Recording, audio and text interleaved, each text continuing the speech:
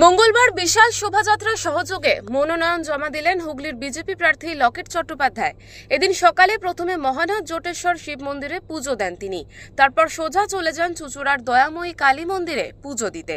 ইতিমধ্যেই বিজেপির পক্ষ থেকে একটি বিশাল মিছিলের আয়োজন করা হয়েছিল।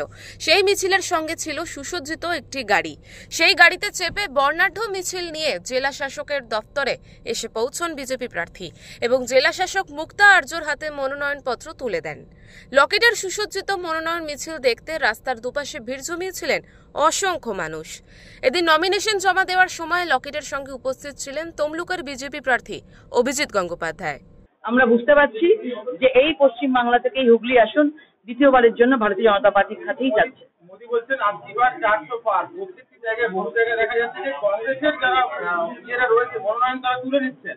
এইভাবেই কি 400 পার হবে? দেখুন, সবথেকে বড় কথা যে এখন কংগ্রেসকে আর কেউ বিশ্বাস করতে পারছে। যেভাবে একের পর এক কেলেঙ্কারি, কেজরিওয়ালের কেলেঙ্কারি, কংগ্রেসের কেলেঙ্কারি সামনে আসছে, কংগ্রেসের নেতাগুলো ভাবছে পরিবারতান্ত্রিক থেকে আমাদের বেরিয়ে আসতে হবে। পরিবারবাদ, গান্ধী যে পরিবারবাদ চালিয়ে যাচ্ছেন, রাহুল গান্ধী, তারপরে প্রিয়াঙ্কা গান্ধী, তার আগে সোনিয়া গান্ধী, রাজীব গান্ধী, ইন্দিরা গান্ধী, এই পরিবারটা ছাড়া কিন্তু আর কেউ তার মধ্যে যুক্ত হতে পারবে না। আপনি পশ্চিমবঙ্গে দেখুন, মমতা বন্দ্যোপাধ্যায়ের পরে রেডি হয়েছে একজন, সব জায়গায় গাড়ির মধ্যে উঠে দাঁড়িয়ে হিরোর মতো একদম হাত নাড়ছে, তিনি নাকি নেক্সট মুখ্যমন্ত্রী হবেন বলে। তো এখানেও পরিবারবাদ রয়েছে।